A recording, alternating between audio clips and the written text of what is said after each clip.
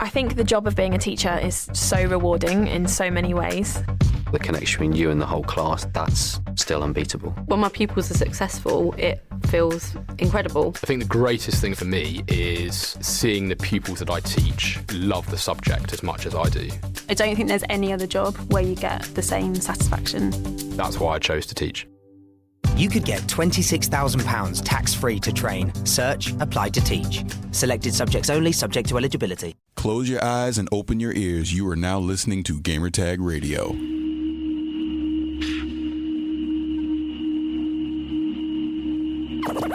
Ladies and gentlemen,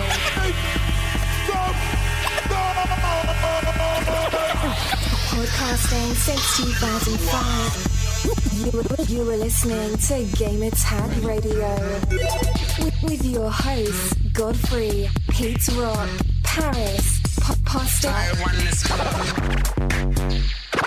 Come on. Yeah.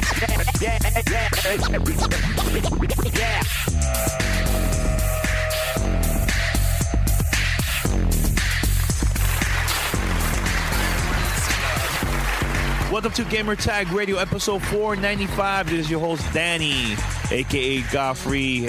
And this week we have also Austin J. What's up? What's up, dude? How you doing? I'm good, man. Hype. Been pretty hyped drinking a couple of beers lately today. I've been rocking the green tea, so that's why I have the energy. Almost jitters, but like you have got to manage to be like, no, it's just caffeine. Can't let it control you, man. Okay. And also we have the Destiny professional himself, Pete Rock. Pete, what's up? He's on mute. Oh, got him. Didn't unmute. Yeah. He's a professional on Destiny, but he sucks on Skype. But at least, you know what? At least I have defeated Atheon. I've defeated Crota. I've got 3 characters over 30. Congratulations. Talk to me want a cookie? With your lame level 23. I can't even remember what character was it. Was it a Titan? I didn't even know. Dude, I don't know. He doesn't even remember. That game is digitally collecting dust right now. Digitally collecting dust. I like that. The pixels are starting to corrode. I know, Such right? a scrub. Jesus. That my hard drive is pushing it to the side. Like, you talk all this, finished games talk, but you haven't finished Destiny. Do I really need to? Do I really need to finish it? It's unending. He's not missing anything other than the experiences. I finished Forza Horizon 2, Ori, The Witcher, Sunset Overdrive. I finished Halo 2, the Anniversary Collection. I don't know. Pete, I give him the pass because he's beat The Witcher 3, and none of us have done that. On easy. Him. I don't even want to hear it. Nope. Who say he was on normal? Give the man some credit. Pete, don't try to emasculate him.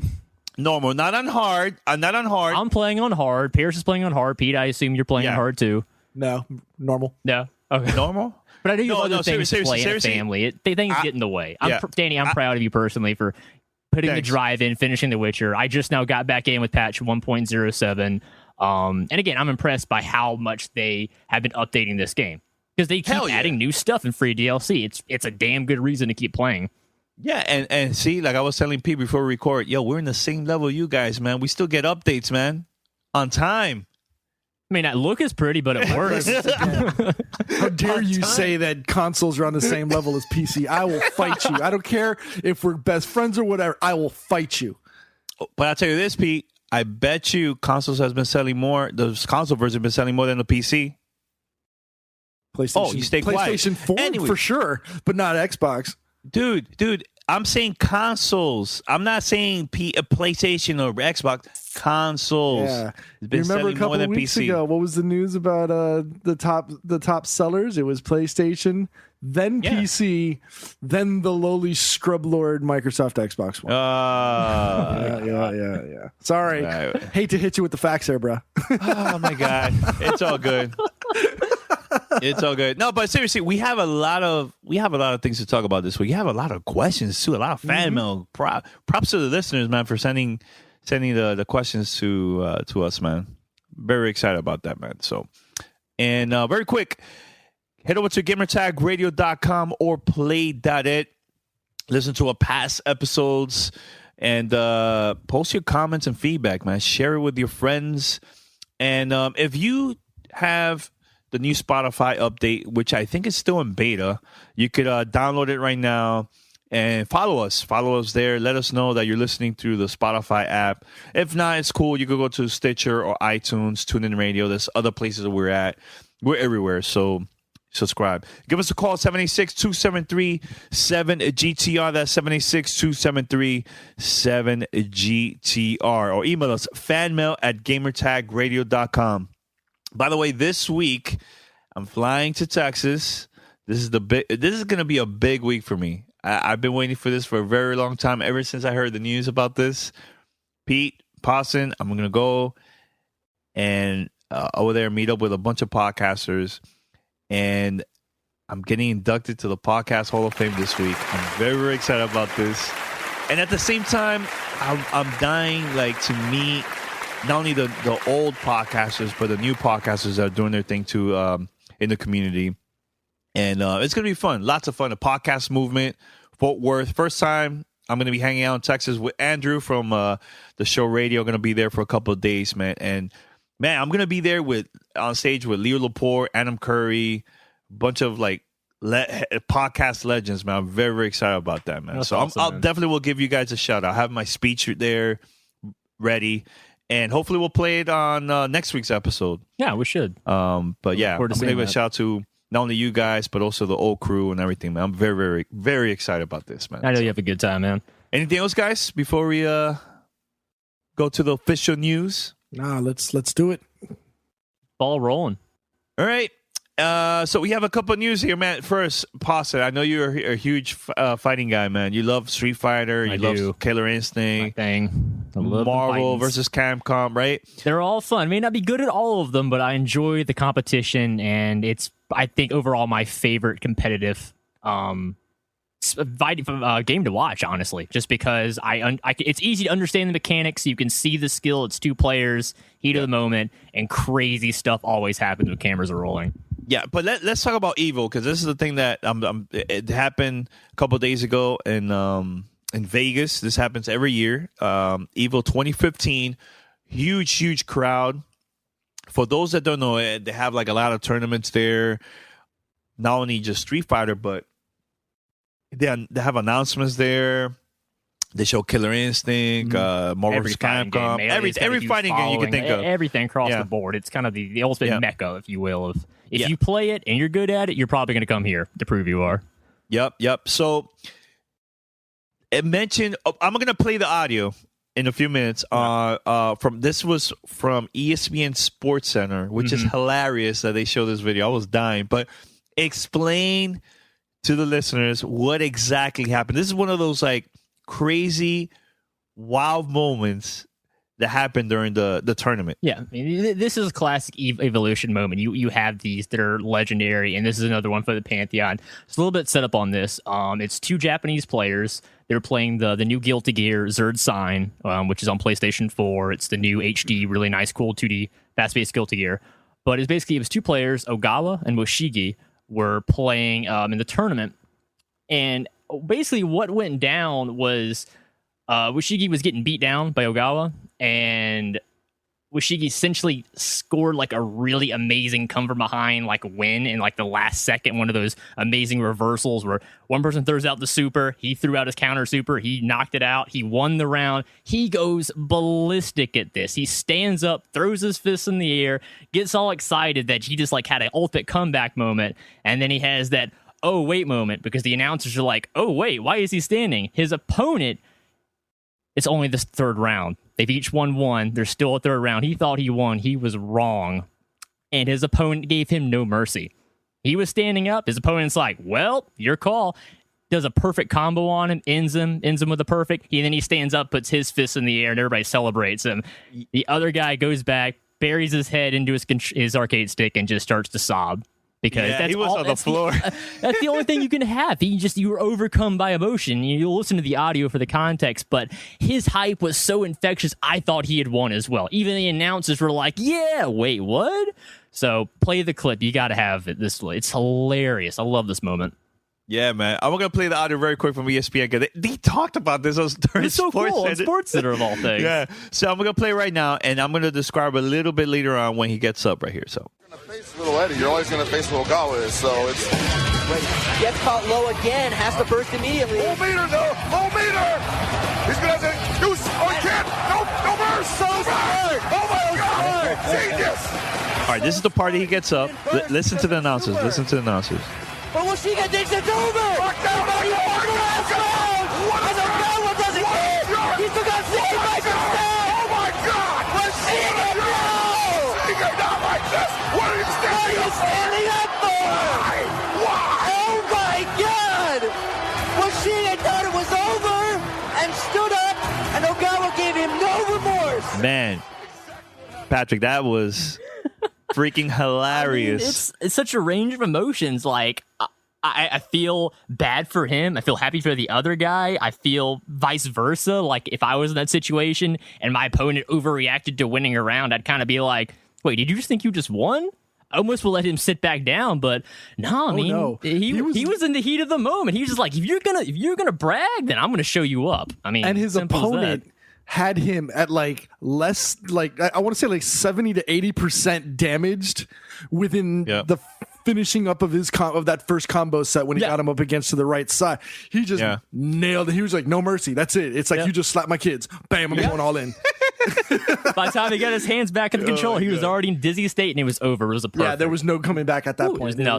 Nothing you could. That's one of those like classic moments that people are going to be talking about this for years. Great, man, I love that because that's what sets Evo apart from like every other competitive, gaming tournament. I mean, League of Legends and Dota 2 have their amazing moments, don't get me wrong, and so does, competitive FPS, but fighting games just have this magic to them where even if you don't understand, and most people don't understand any of the mechanics of Guilty Gear, even the ESPN SportsCenter's casters admitted that, but you can see it and you can react to it. That's what makes it feel like, for me, what makes it feels like an electronic sport because you have the same hype and momentum that you have from watching a live sport. So I have a question for you because obviously you're like the resident, fighting game guy. There was a lot of talk about people who were not doing like the handshake, like being the formal professional, like have a good game. There was a lot of talk about that coming out of the weekend and as well as the video and stuff like that. What's your take on that? It's tough because emotions run so high with the person sitting right next to you. Thankfully, it hardly ever comes to like extreme anger or violence. But yeah, there are that moments when like the person is just so fed up, but they just stand up, unplug their arcade stick, and walk away. No handshake, no acknowledgement, nothing. I think that's wrong. Especially, I'm not even talking after the match. I'm talking before the match, like getting ready, like, hey, good luck, throw the hand up. And then there were just people that were just like, I ain't even looking at you. Like, you don't even exist. I'm in my silo of life right now. Like, don't even touch me. So not me. I mean, I know I'm not a competitive gamer, but I mean, if I was, I would still be just as courteous to everyone around me as I would to my opponents. But that's just my personality. Now, that said, when these people take these things to the next level and spend hours upon hours training in their house to be the best, I can understand how they'd want to like narrow their field, put on the horse blinders, if you will, and just concentrate on the game. But I think when you're trying to improve the sport overall, which I think should be like the goal of any gaming athlete, is you need to better the sport by bettering yourself. So if you're being live streamed on television or Twitch or whatever, you need to show respect to your opponent and vice versa. Because, that's just something that's universally accepted in the sporting world on all sides, because we demonize, professional athletes that, are, straight up our dicks, really. We don't like that. So I think we gamers shouldn't be held to a different standard because, we're new and different and we're young and rash and, ambitious. No, I don't think that means anything because, you have young kids out of college in every professional sport that, learn what sportsmanship is. And no, I think, Pete, that gamers, especially competitive gamers moving forward, need to have that sportsman-like conduct because, again, that makes us all look good. It makes us all feel good and proud to, hold up on the Pantheon and say, hey, look, this is the best fighting game tournament in the world. And, it's not in Japan. It's not in Europe. It's in America. And we should be proud of that. And we should help, elevate ourselves and, not be the American a-holes we can sometimes be known for. We don't want to give that impression to the rest of the world, especially when, especially Japanese players are usually very courteous and nice. In my experience, European players are as well. And of course, there's bad eggs everywhere, don't get me wrong. But even because we are the ones hosting it, we should be the ones taking the extra step, to set that example of like, hey, look, we are legit competition. We are legit athletes, and we should treat each other with respect. Well, that's just my take on it. And even at the end of it, after all the ridicule, he's gotten before and after the whole thing. I mean, yes, he did have a smile. He does have a smile on his face when he puts his head down because he realizes his mistake. But then the whole emotion of the whole thing gets to him. But even after all of that and all of the hooting and hollering by the winner, and Washiga's sitting there, with his head in his lap, at the end you still see them shake hands and formally be like, "Yo, good game." So even after all of that, even after the hoot and holler, the jump in and everything, the premature celebration, and then the other guy coming in and winning, at the end of the day, they were still cordial to each other, professional. Gave each other a handshake and a good game. And that's what you should. That's all we should be like this. At the end of the day, I mean, this is just human beings interacting with other human beings. Be human. Yeah, nothing wrong with celebrating when you score a touchdown in the end zone. We love that kind of stuff. I wish college football would get on the ball with that, NCAA. I think it's that is part of gaming, is the hype, and that should be a part of. Take a stand here, man. I think Boston throwing shade. UGA has lost way too many goals to that crap, man. I hate that, but that's a whole other beef for a sports podcast that we ain't that. So let's keep the gaming train moving.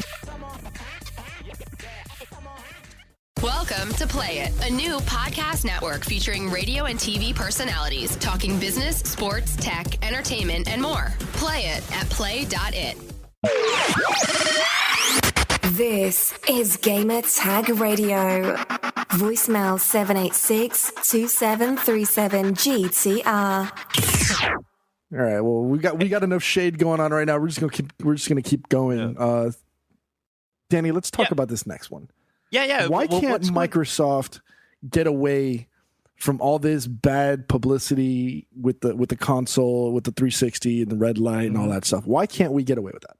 Can you mention what's going on behind the scenes? Because this is like years ago that this happened, and now finally is going through. But can you mention it real quick? So, all right. So basically, even after the launch of the 360, Microsoft like 50,000 complaints of the the red ring of death and disk drive issues, and I mean I was plagued by two of those.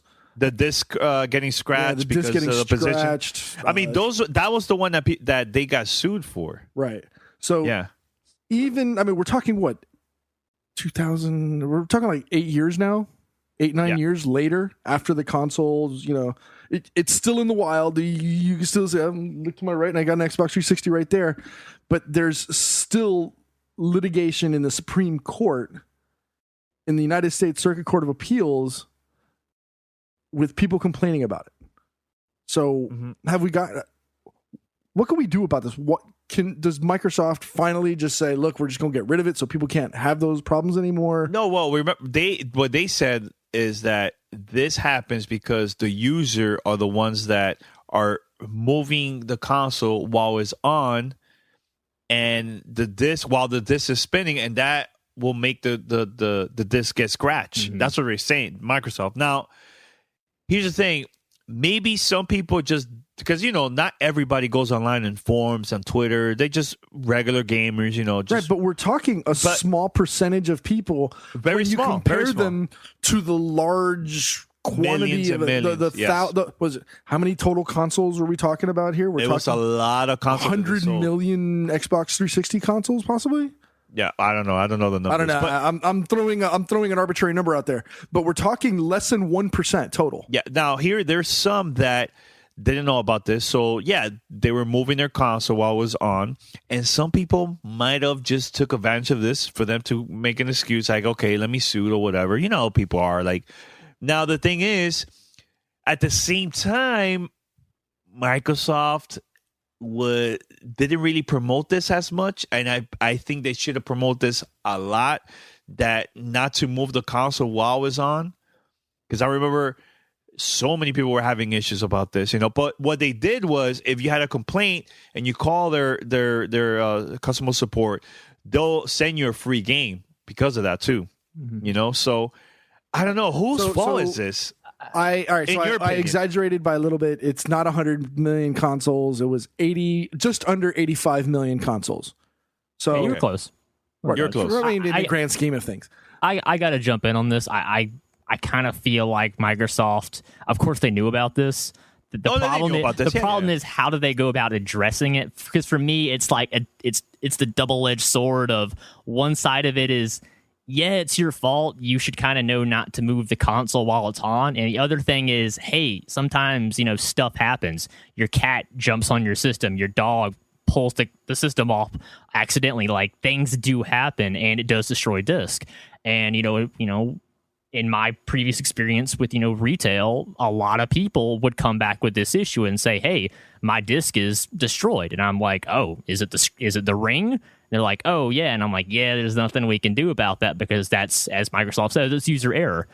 It's just it's unfortunate. What I hated initially is how the fact that they used to present the Xbox 360 as something that should be standing up because of the hourglass figure it had. That's how they wanted to present it.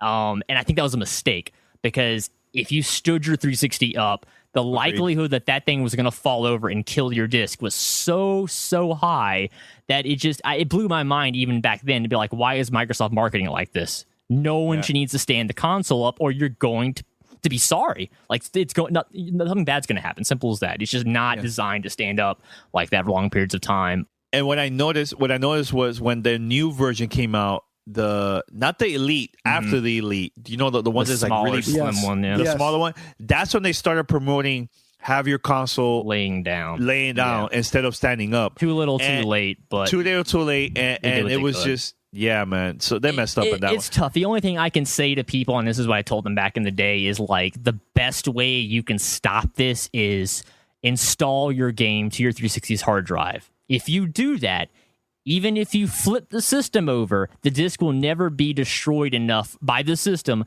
to not recognize what it is. And if you've installed the content, it spins enough to tell, yes, this is a real disk, it's not pirated, and the rest of the information is pulled from your hard drive. And you can play any game. But obviously, you have to install it before you destroy the disk. So for some people, that didn't fix anything, but at least there was protection against it. Here's the part that I kind of disagree with you about installing the game. Not everybody had the 50, 100 gigs, whatever. Oh, no. A lot of people had a 20 gig. I totally understand that. They couldn't really install it. A lot of people I told that to, this is the first time they heard that. Like, I was speaking a foreign language to them, and I had to, like, the same thing when I used to have to explain to people because they complained that 360 would freeze or Oblivion would freeze or whatever, any open world game. I'm like, well, do you know how to clear your cache of your 360? And they're like, what did you just call me? And I'm like, oh, great. I'm like, there's an option. You can highlight your hard drive and you can clear the system cache, and that will smooth everything out and get rid of all that junk that's built up on your virtual memory. And they didn't know about that. And that was another thing that saved people a lot of problems. So again, I wish Microsoft had gone out of their way. I don't care if they had to put this in a TV commercial for the system. They needed to let people know about these features because they were useful and they would have saved people headaches. It wouldn't work, Patrick. It wouldn't work. Because, look, you got to think about it. Not look, man, that's the thing. If you're going to release a product, people shouldn't be doing that. But they shouldn't be doing that at the end of the day. That's to me, it's unfair. That's unfair. But if you're a Windows user, you already know these things. And I'm not trying to throw shade at Apple people, but like you should know basic format and maintenance of your product, specifically hard drives. And I know maybe that is asking too much, but like I just disagree. I feel that it's a useful feature. They should advertise it. Any company, doesn't matter if it's Microsoft, Nintendo, Sony, I don't care who it is, if they release a product, people shouldn't be doing that, going back and doing that. Make it easier for the consumer instead of making it. But Patrick, to you, because but the average person that doesn't read forums, doesn't go online, that they shouldn't be going through that.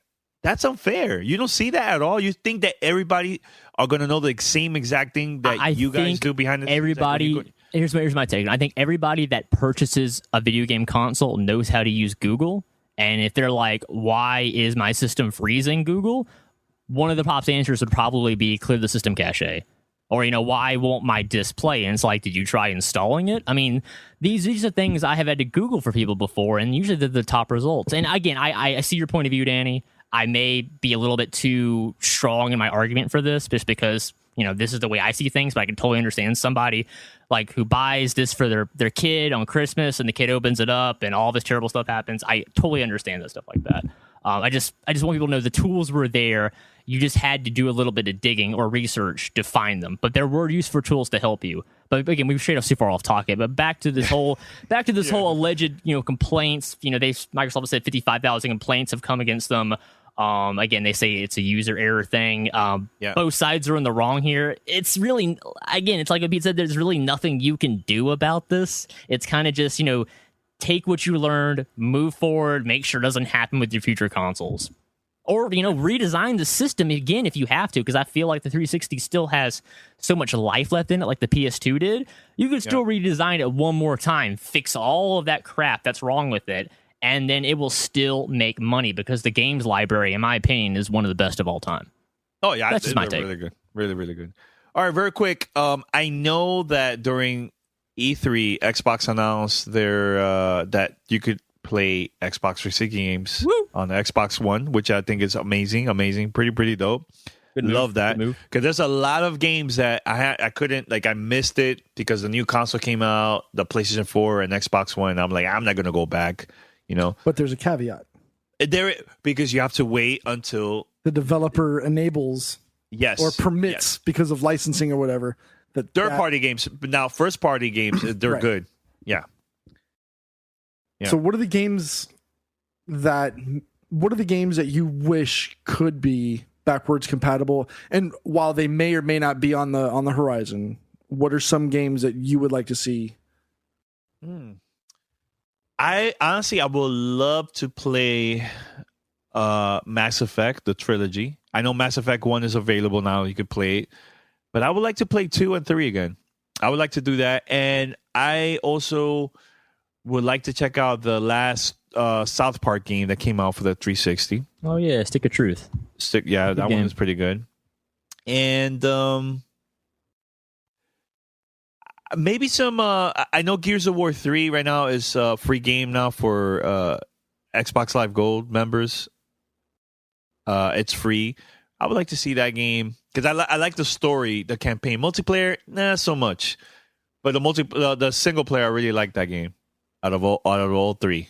So, because I'm definitely gonna get the original Gears of War that's coming out for the Xbox One very soon, in a couple weeks.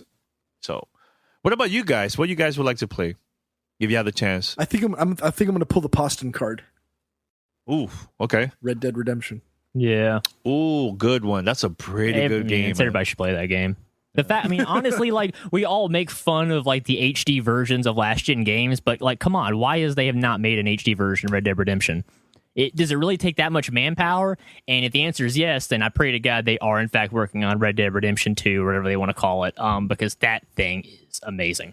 So let me ask you this, Pasa. If they do come out with a HD version, a remaster, whatever, or you could play the 360 version on your Xbox One, which one you would get? Would you buy the new one? I would buy the new one as a show of support for saying, look, my $60 for the original game went so far. It gave me 200 hours of honestly some of the best video gaming I've ever done in my life. That game was a flipping masterpiece all the way around, and I adored it. So really, I would pay more money for a new version, better frame rate, better resolution, some anti-aliasing here and there, make it look prettier.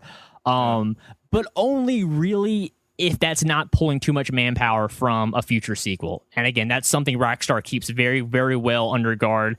They're very good at keeping their properties under wraps, not leaking anything until they're damn well ready, which is great. I appreciate that.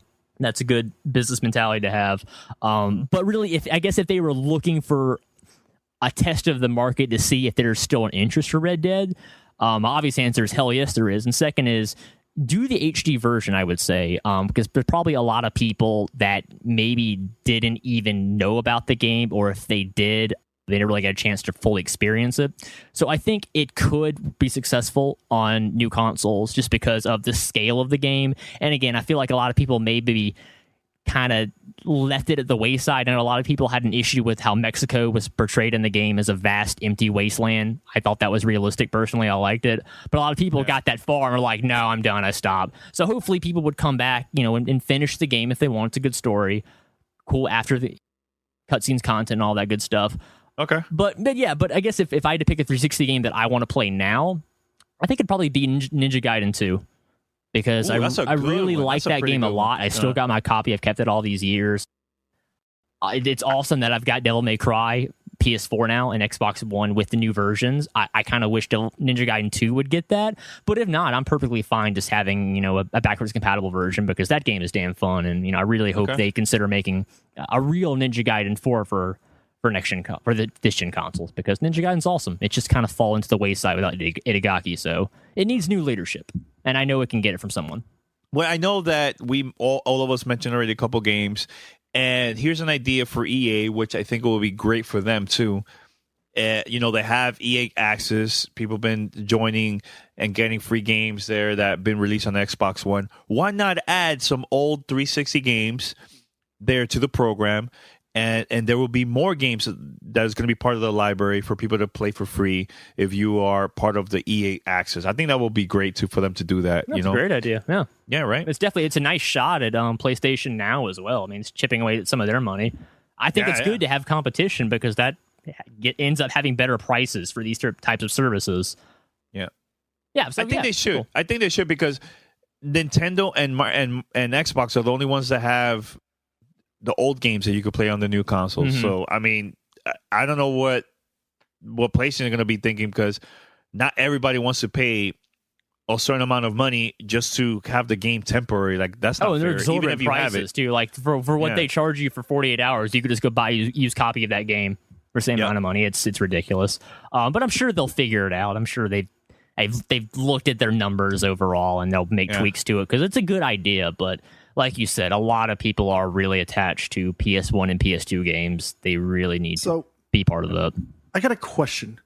All right, hurry up, Pete. We got to take a short break. Hurry up. Okay, so why haven't we seen some kind of remaster or some kind of like Call of Duty collection on the new Xbox One or PlayStation 4? They don't need to do that. They're making so much money with the regular ones, but don't you think people want to play those too? Those aren't available. And actually, if I'm not mistaken, I think Black Ops 2 hit the #1 list. They actually knocked off Red Dead Redemption from the top most requested game to be backwards compatible.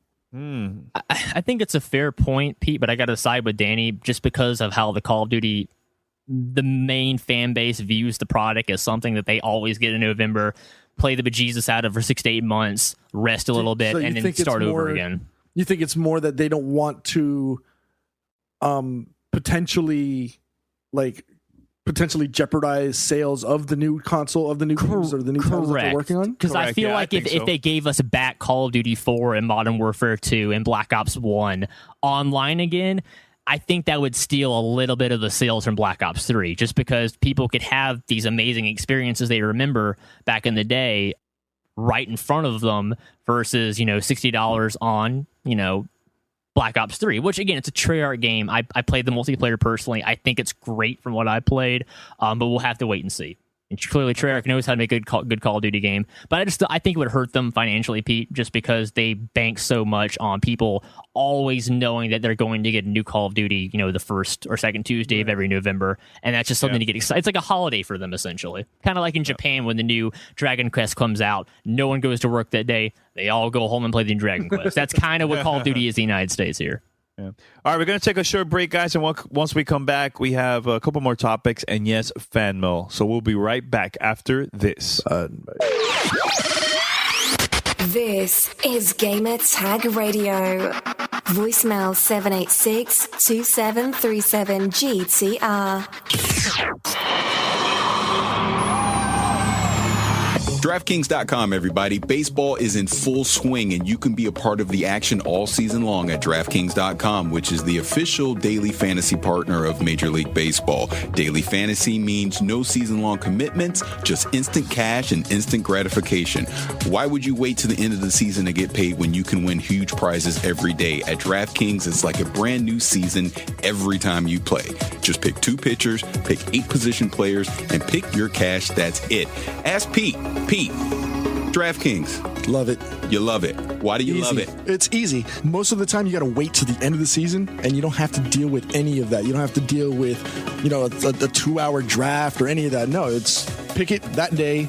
You win money. So if you're listening to this, use our promo code GamerTag, and you can go to DraftKings.com today and be a part of the $10,000 fantasy baseball contest. That is DraftKings.com. It is the official partner of Major League Baseball. Enter that code GamerTag for a free entry now at DraftKings.com. That is DraftKings.com. Voicemail 786-2737-GTR.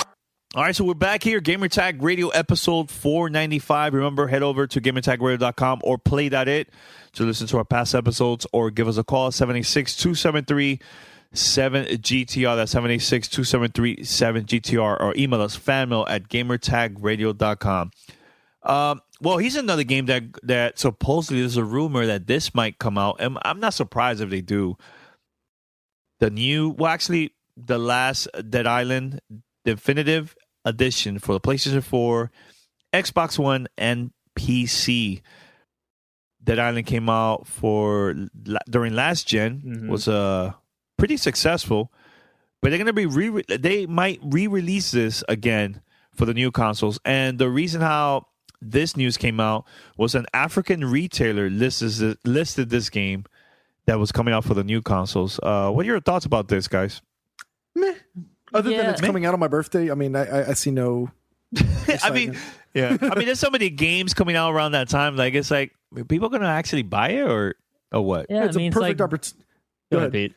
No, okay. I think it's a perfect opportunity for them to maybe push that off, because how do you drop that when you've got when you've got that crazy list of games coming out this holiday season between Halo 5 and everything else? How does one expect to just slip that one in and think it's actually going to get substantial sales? I mean, let's be brutally honest here. It's not. It was a game that was successful because the idea was genius for the time, but the hardware severely limited what they could do with it. And I feel like Dying Light is what they wanted to do with it. So I would say anybody that's interested in this, just go play Dying Light, which I assume would be quite cheap come November 13th. It's just one of those things I don't understand is where's the market for this? As you guys said, there's going to be a bejesus amount of games, a lot of shooters on top of that coming out in November. But yeah, if you're looking at Dead Island 2 coming next year anyways, why would you not just wait for that? Because again, there's so many other zombie games that are already available. Like Zombie Army Trilogy, if you want World War II zombies. Dying Light, if you want parkour zombies. I mean, Left 4 Dead 2 is still just as good as it used to be. I mean, I just don't see where the appeal for this is. Well, here's the thing too that nobody else has mentioned. Usually, when companies remaster a game, they're not really putting a lot of money to work on that game at all, man. Like the budget of that is very, very low, and it's easier for them to port it and make it a little bit better for the new consoles, and they release it. And I'm not saying they're going to sell millions, but they're going to get more income even if the game is old. So. I don't know. I mean, the game never really got fixed. I mean, even with Riptide, it's kind of pseudo sequel. It was still the same engine with the same problems. So I mean, that's fine. I don't see them fixing any of the stuff that was wrong with it. So I mean, if anything, I think it hurts their brand name if you put this out. People are going, "Oh, I've never heard of Dead Island. That sounds interesting," and they play it and they're like, this seems kind of dated and old.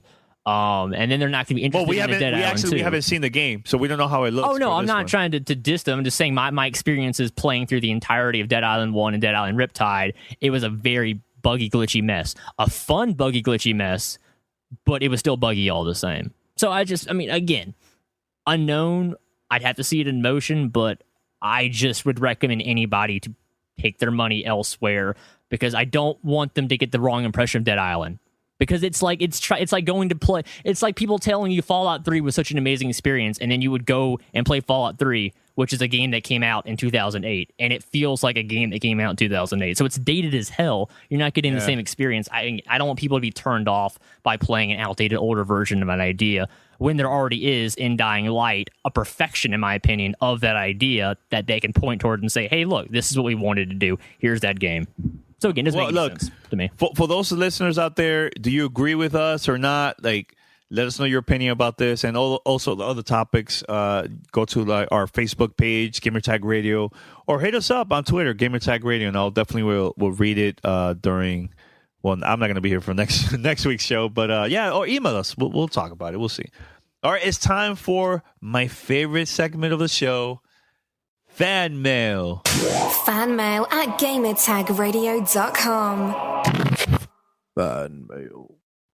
All right, so we have 2 voicemails, and we have also a lot of emails. So let's, which one, guys, you want to start? Voicemail or email? I guess we'll start with the voicemail. All right, so we're going to play the first one right about now. Hey, what's up, guys? My name is John Riley, and I had a question regarding the Naruto Stormford that's actually going to be coming out in September. No release date as of yet, but it seems like it's the only fighting game right now currently that has a 3D range of motion instead of a 2D forward and back, side to side fighting thing. It seems like that's the popular genre that's going around, especially when it's highlighted as Evo. But do you believe that since it's going to be coming out and there is a lot of hype amongst fans, do you think that actually stands a chance of actually becoming a professional gaming? I understand it's pretty easy to learn, but so is Smash Brothers, and that's actually featured at Evo and a lot of other competition around the U.S. Do you think it's an actual game that could be featured in a professional standpoint in regards to people who actually know how to play it well? And do you think it's actually possible for do you think that people on Twitch or YouTube are actually going to be playing this game who have never played it before, i.e. professional gamers like Man vs. Game or even DJ Weeks or anybody who's a fan, like maybe even Wong, Street Fighter aficionado. So, all right, guys, thank you very much for taking my call. All right, have a great show. Bye. Pasta, this is all you, all about fighting games. So you would like to answer that question? Okay, yeah. Full disclosure, while I used to be a gigantic Naruto fan, I totally fell out of it in the last couple of years. So I don't want to start speaking on something that I know I'm a little ignorant on. But what he was talking about is the new Naruto Shippuden Ultimate Ninja Storm 4, which besides being a mouthful, is the new fighting game coming out from CyberConnect 2. They're well known for making these Naruto Shippuden fighting games. Obviously, it's the 4th one in the series. But his point was saying is like, third-person 1-versus-1 fighting games are kind of a rarity in the competitive scene at this point, because the focus is so heavily on 2 dimensions, on the Street Fighters, on the Tekkens, and on the Smash Brothers idea of 2-dimensional gameplay. The problem I see with what he's saying of trying to have Ultimate Ninja Storm 4 competitive is not only a lack of exposure, because a lot of people have the issue of if they don't like the fan base, they automatically don't like the product. And I know I'm certainly guilty of this for a couple of pretty well-known IPs back in the day. But a lot of people were turned off by Naruto by the fan base over the years because it's been around for a long time. But the fighting games are solid. And I unfortunately haven't played a Ninja Storm game since the second one, so I've missed the last one. I kind of would like to check out this one just because it's cool to see they're still making it and there's still a popularity and a drive behind them. But what I play, they are pretty deep, complex games in terms of, because it's 1-versus-1, you can move in 3D space. You have the ability to use all of your ninja arts, your items, your summoning spells, your tag team partners you can summon. And there's a lot of stuff to remember and do on a fly, or you get beat down. So I could see it being competitive, but my issue with it is, will it have enough exposure and a large enough reach to get to that level? Because, I mean, it's very pleasing to the eye. It looks like an episode of the anime. It's beautifully drawn and animated. I just don't know if there's enough people competitive that would want to play it on that level. And even if they did, is there enough money and interest there to drive them to get them to that level? But again, I love to be proven wrong. I love for this game to come out and have a nice big following and grows from there, because I do think there is a place in Evo for three-dimensional fighting games. They don't need to be seen as a novelty. They offer something completely different than 2D fighting games are and have a whole different metagame on top of that. So for me, I'm not very good at them. I fully admit that, but I appreciate the skill people can put into them to do the crazy stuff. Because seriously, when you get two good players playing these games, it looks like you're watching a fight from the show. Amazing. It's show. crazy. It's funny because I was watching Evo with my girl, and she was even hyped, and she's not like a hardcore gamer or anything, but she got excited. It's pretty cool, man. Welcome to Play It, a new podcast network featuring radio and TV personalities talking business, sports, tech, entertainment, and more. Play it at play.it. So we have more questions here, right? So, all right, so I have one here. This is from Kevin from Ohio. Shout out to him. Hey, GTR crew. What are your thoughts on Square Enix announcing the Rise of Tomb Raider will be coming to PC in early 2016 and PlayStation 4 in holiday 2016? It seems strange to announce this information 3 to 4 months before the Xbox One and Xbox 360 versions are even released. Well, here's the thing. They are, like, especially Microsoft, they're really pushing this title. Like, when we went to E3, dude, they had Tomb Raider stuff everywhere, during parties, at the booth, videos. They were pushing this game hardcore, and the thing is that if you think about it, there's no other game that type of style that's coming out for this year in 2015. Originally, it was going to be that game and Uncharted 4 to compete during the holidays, but Uncharted 4 got delayed. This is an opportunity for Microsoft to promote the game. Is it strange for them to announce that? No, they're trying to hype it up. Before, they were promoting this as a temporary exclusive game during the holidays. No, now that opportunity now to promote this as a year exclusive game, only available for Xbox One and Xbox 360. So I don't see nothing wrong with that. Every other company has done it in the past. There's nothing wrong with that. At the same time, it builds competition, and it's better for us consumers because now we have choices. Hey, you don't want to buy an Xbox One, you have a 360? Buy the 360 version. If you want, you could wait to early 2016 and buy the PC. If you think about it, it's still a Windows exclusive. It's still a Microsoft exclusive. It's just playing on Windows via Steam. Yeah, or PlayStation 4, you could wait till 2016. Right. It's a 1 year timed exclusive. Yeah. Just like Titanfall was the year prior, and it's just that game is exclusive for Xbox. Now Titanfall 2 is not going to be exclusive. That's right. That's what I'm saying. It's just a timed exclusive. Eventually, it will get opened up, to other Microsoft type products. So yeah. If you think about it, guys, the more I know a lot of people don't like this when companies take advantage of this, but at the same time, it builds competition and it's better for the industry because now you have choices. Once people are investing money on games, on consoles, on whatever thing you want, it helps the industry and it will create more jobs and it will create more competition. And now Sony has the new Street Fighter, only available for PlayStation 4. Mm-hmm. There's nothing wrong with that. I see that as competition. Now, Xbox, what you guys are going to do? Nintendo, what you guys are going to do? You know what I'm saying? So to me, I find that exciting when I see that, when a company does that. No, I think I appreciate it too, especially if I was like a PlayStation 4 only gamer, because I imagine there's a lot of them that are on the fence of, does the exclusivity mean just November and December, and then maybe it comes out in spring? I like that they clarified, no, it's going to be a year. It's going to come out next holiday. So you have no false hopes that you may get it sometime in the near future. It makes the choice easier.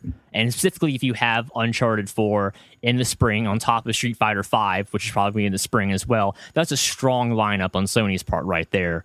And that doesn't need, and I feel it'd be nice if they had a more definitive holiday this year release, but knowing those two games are waiting in the wings of spring, I'm not too upset because again, I have an Xbox One as well. I'm looking forward to playing Halo and Forza and Tomb Raider and all that good stuff. And again, if you're a PC gamer, you're still only a couple months out of the loop. I mean, you get the best version technically, so it's a win for you. So I mean, no one should be upset by this. Everybody's going to get a chance to play the new Tomb Raider. It's just how long do you have to wait for it? And again, if you're a PlayStation 4 gamer, you have a lot of games to play between now and holiday 2016.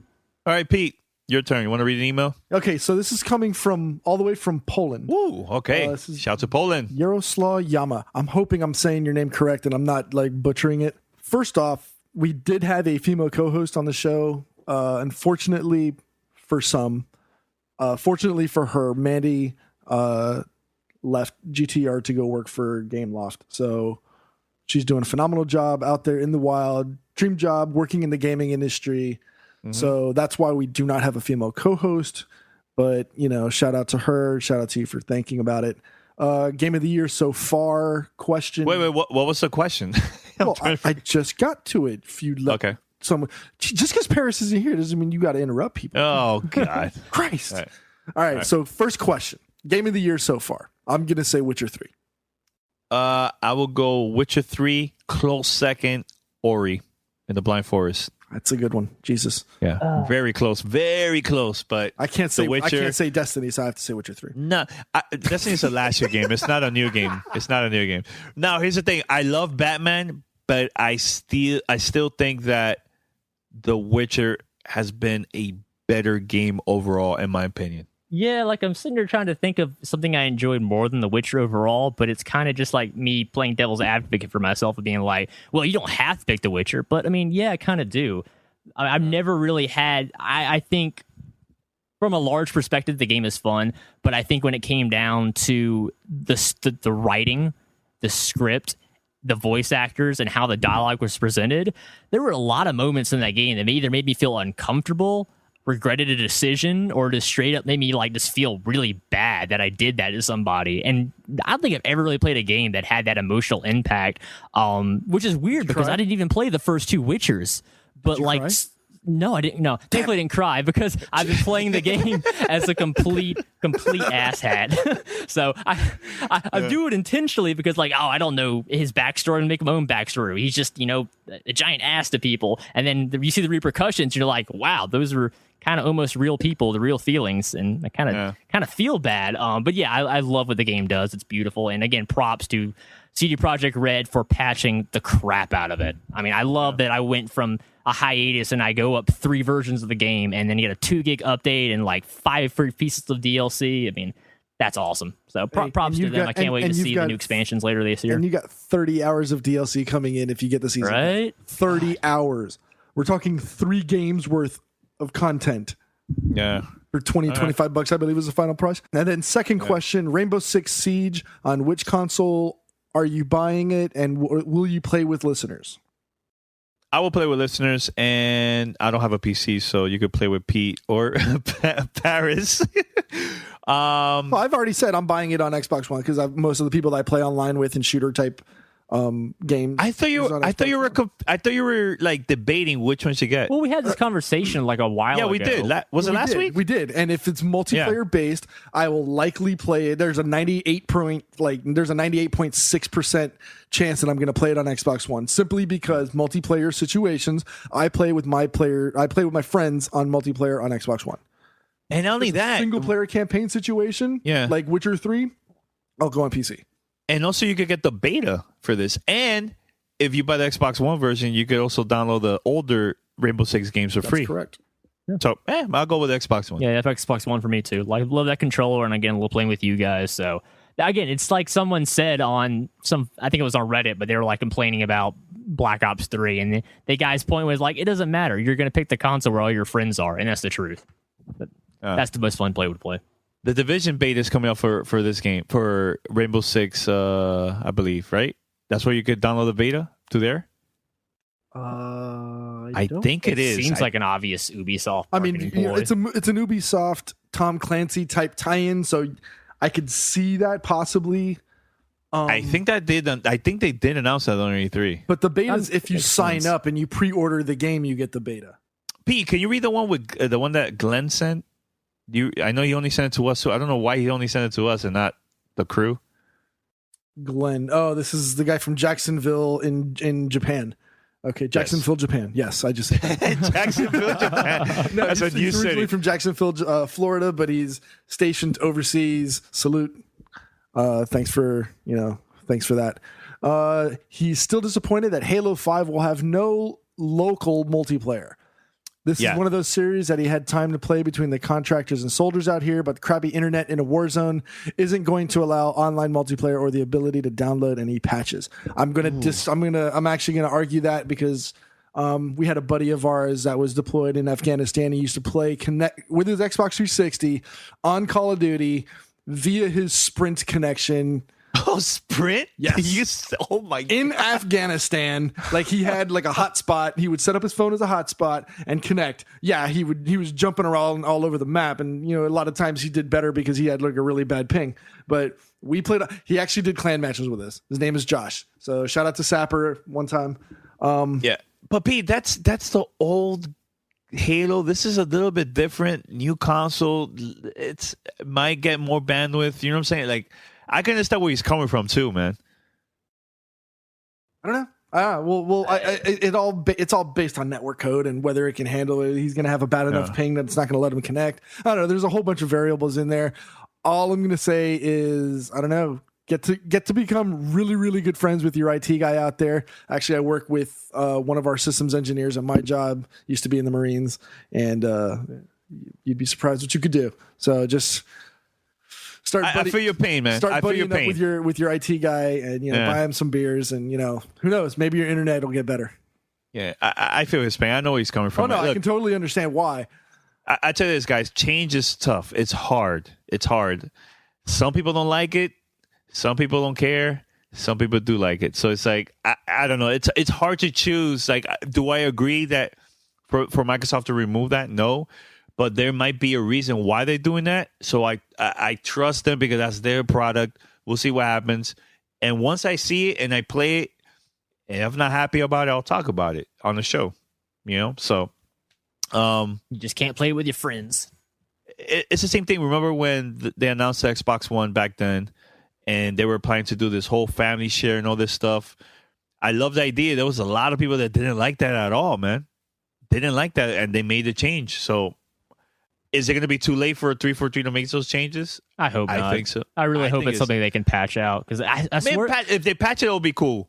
That would be I swear awesome. This is a bigger dagger in the heart than they realize. I don't think the scale of this issue is going to hit them until launch day happens, and the majority of people that play Halo that never go on the internet to talk about gaming are going to think it's going to have split stream until they get home, start playing, and be like, why can't my buddy play with me? And they're going to return it to the store, and we're going to be talking about this, how it's this big backlash against all the retailers. I'm calling it now, man. People are going to be pissed about this. Now, here's the thing. There's something that probably we don't know. Maybe they've done some research behind the scenes to see how many people play online, how many people play split screen. Maybe not that many people worked on that. I mean, not worked on it. Play the game on a split screen. We don't know. I don't know the numbers data, but I can just tell you all the nostalgia. The people that I talk to about Halo has always been about the split screen cooperative campaign. And that's what makes the game fun, because a lot of people don't like playing Halo by itself because it's kind of a really hard game on the hard difficulty settings, or it's kind of really stupidly easy on easy settings. So the perfect for me was Legendary with 2 people. That was really, really locally, fun. Locally. All right, so let me ask you this, Patrick. The last game, do you actually play it locally, split screen? Be honest. The last one? Yes. God, they keep taking him out of games. Or Pete, have you? Or you just play it online? What, play Halo? Yeah, the last Halo, locally or online? Playing it. I think I played it with my son, but they were talking like 3-4 years ago. I don't remember the game. I don't remember what happened at all.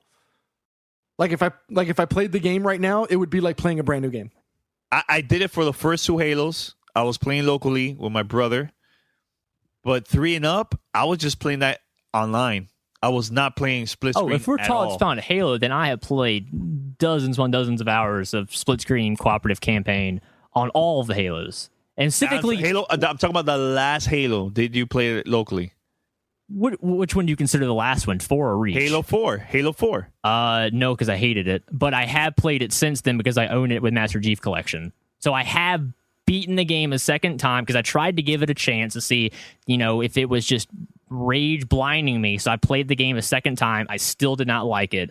But it was more fun with the second person next to me, because that's to me is what makes Halo really fun, is the 2-player, laughing and having a good time part of it. And you leave the frustrating online alone. I'm just asking because maybe they did research for them. It's like, should we put our money and our energy on that, or just keep on working on the single player and online part of the game to make it even better, and forget about, because look, there's going to be parts that they're going to take sacrifices and be like, oh, let's remove that, let's add this, something new.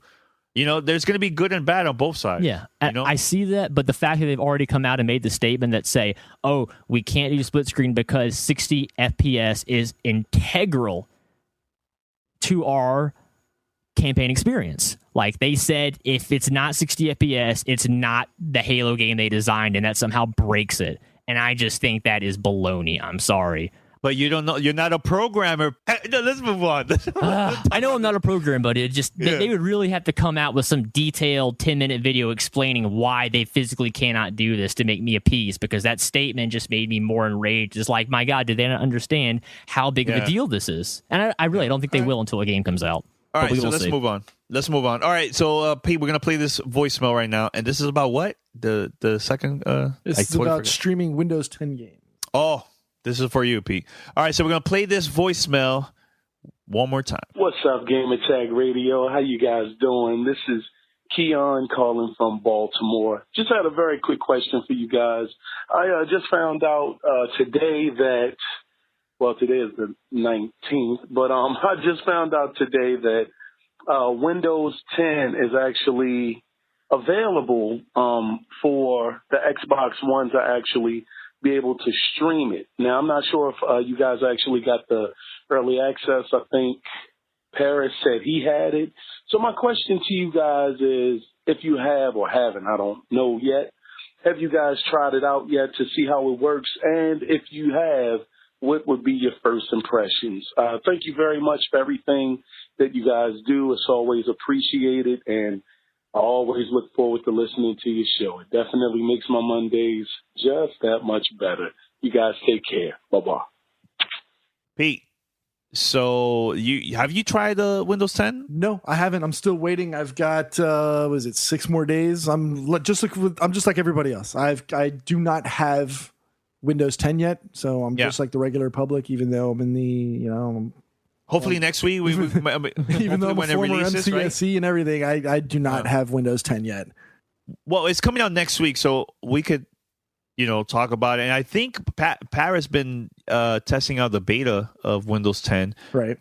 This will be perfect. He's got the developer preview, which will. And similar to the way that Mac has been doing their updates lately, even though they give you the beta, when it comes time to go live, it'll they just give you the remaining bits to make it the full retail version.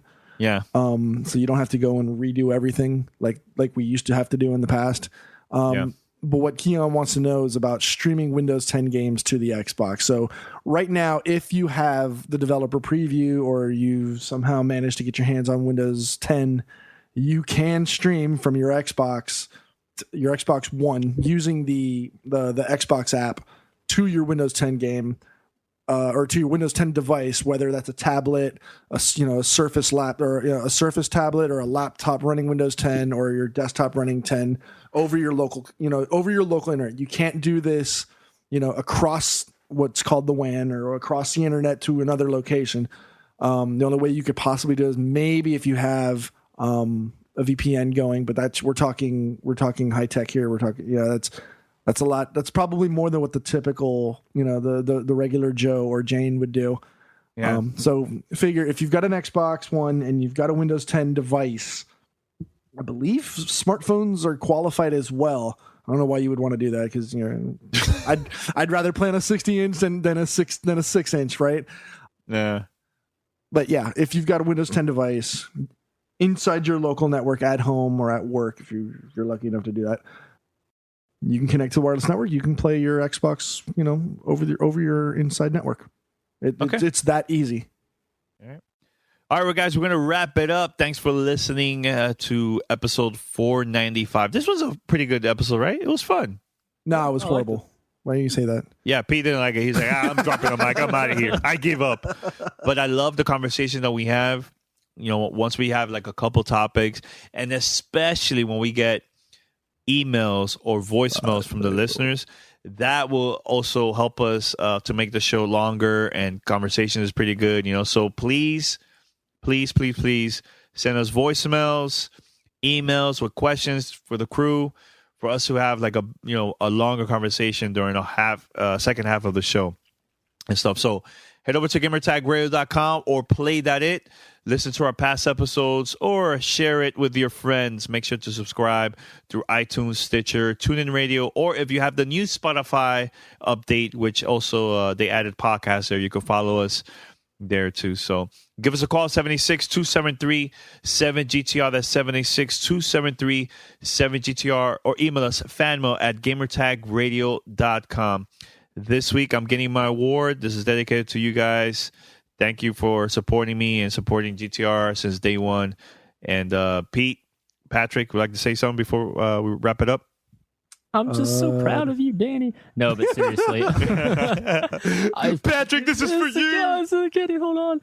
But no, dude, this is so awesome. I can't wait to follow and hopefully see whatever. Are they going to live stream this at all? Or something I have to? No live stream. They're going to plan to record it. Okay, I want to see it after. And they're going to post it. Now, oh my God, I forgot to mention this. Thank God you reminded me of this. So look, my thing is that I would like to do, and I'm promoting it here and there on Facebook and on Twitter.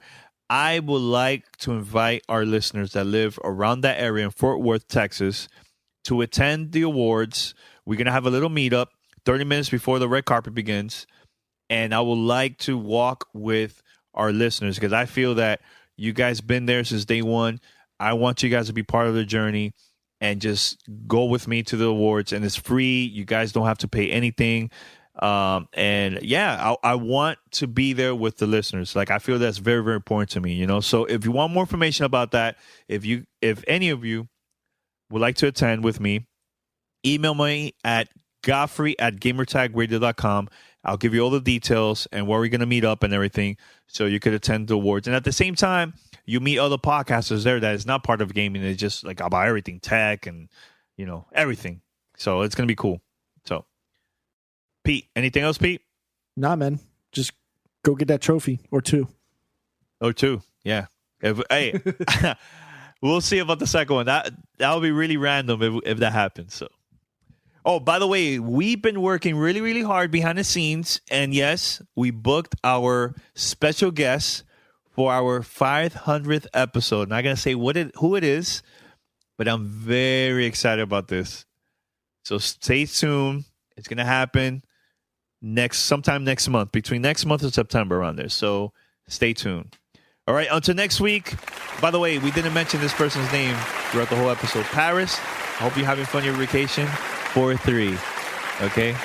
Take care, Mr. Lily. We're out. Until next week. Peace. You're listening to Gamer Tag Radio. Be sure to like us on Facebook. Follow us on Twitter. Thanks for listening. Tune in next week.